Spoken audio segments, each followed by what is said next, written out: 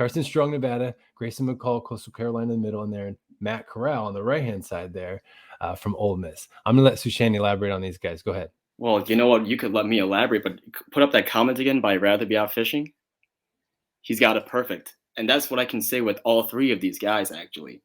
Yeah. Any of these guys could be the number one quarterback in this draft. At the same time, these guys could be maybe shoved later in the first round, maybe kind of in that third round area, like where Kellen Mond was, or maybe just totally irrelevant, right?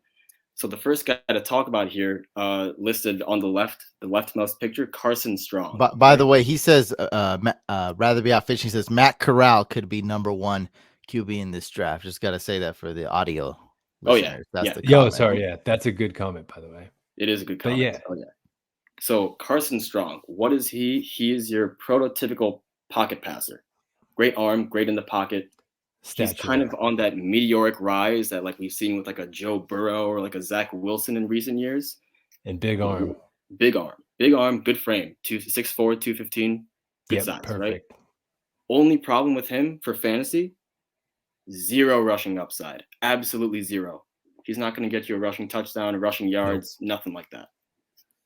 Right? And then you have Grayson McCall. He's more of a dual threat quarterback, right? But he's a lot skinnier. Well, not a lot, but the size is the concern. Concern. Like you were saying, he is a little bit more athletic. Not quite like the electrifying playmaker type of guy, but can get around. He can run around a little bit, right? Good accuracy, right? But again, his main concern is that he's 6'3", 200, okay? So just to compare, we had Trey Lance at 6'3", 225 coming in, and he had room to grow. So we're kind of projecting him to be like, push toward 240, maybe even a little more. Definitely. So like for him, size is like a really big plus, right? Now, when we look at Grayson McCall, he's 6'3", 200, about maybe 205 or something now. But he hasn't necessarily peaked at his weight, but he's close. He started out like 190, maybe even like 185 or something. So he's already gained 15 pounds to his frame. There's not a whole lot much more he can do. And at 6'3", we want him at the minimum at 220 pounds. He just got upset other guys the other like night. Howell and Willis, they're 6'1", 225. This guy's 6'3", and we're hoping he's in that 220 range. And he just did get upset. What was it, Appalachian State the other night? Yeah, last night. He was doing well. I was watching like a couple of drives. He started out hot, 4 for 6, 118 yards and a touchdown. And for the rest of the game, he only threw like 150 yards.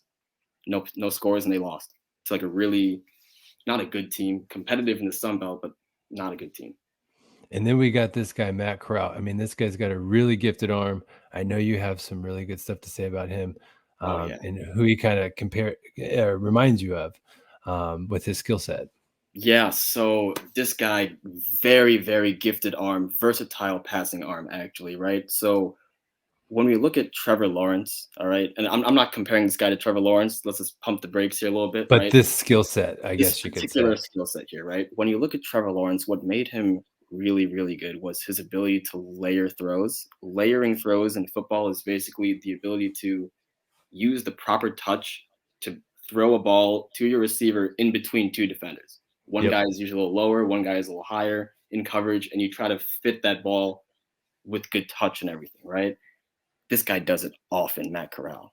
Really, really often, right? He's definitely an athletic guy too. Like he can run around. And the only weakness per se on his resume was that last year he had 14 picks, 1-4. So we're kind of saying, hey, let's eliminate the turnovers, and he's done that so far. I think from the statistic, he only has 1 interception right now. He's balling out, and he's playing against good competition, the SEC. Yeah. Ole Miss is, Mm-hmm. Well, speaking of another good competition, we got Cincinnati. They beat Notre Dame earlier in the season. It had a lot to do with this guy on the left, Desmond Ritter. Yeah. This guy's stats are pretty wild, and he's got the size at 6'4". Oh, yeah. He's got the size at 6'4", and that gives him these long legs. And he's one of those guys who can run around, but he's not really a speed guy, right?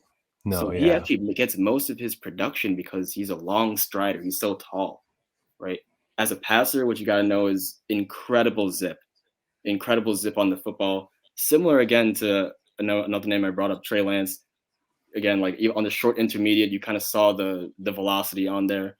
And then also with Trey Lance, with high velocity comes that kind of ball placement issue. He kind of has a little bit of that. The turnovers haven't come, which are good. But he's got, he can definitely make a rise, and he's also could be a Heisman guy, maybe. His team is doing really well.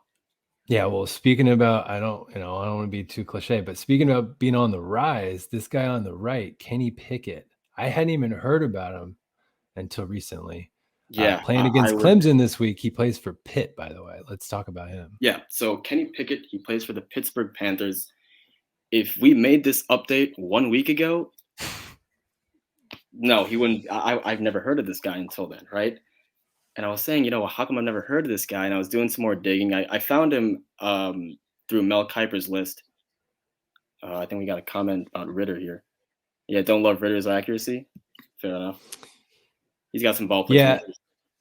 Yeah, he did. That was the one thing we talked about when we prepped for this. I mean, how it's been getting better, but that some of the back shoulder routes he's not able to hit necessarily. The timing on some of the stop routes or the in routes, he just doesn't have it all the time in previous years and previous starts, I should say. Yeah. But we've seen improvement here and there. So it's definitely a good comment by Moore, though. Definitely. Absolutely. And he is from Cincinnati, so he gets it first look. I'm sure he's reading up, seeing it every Saturday. He's definitely on top of it, so I would trust his opinion. For sure. We agree, Amar. That's what we're saying.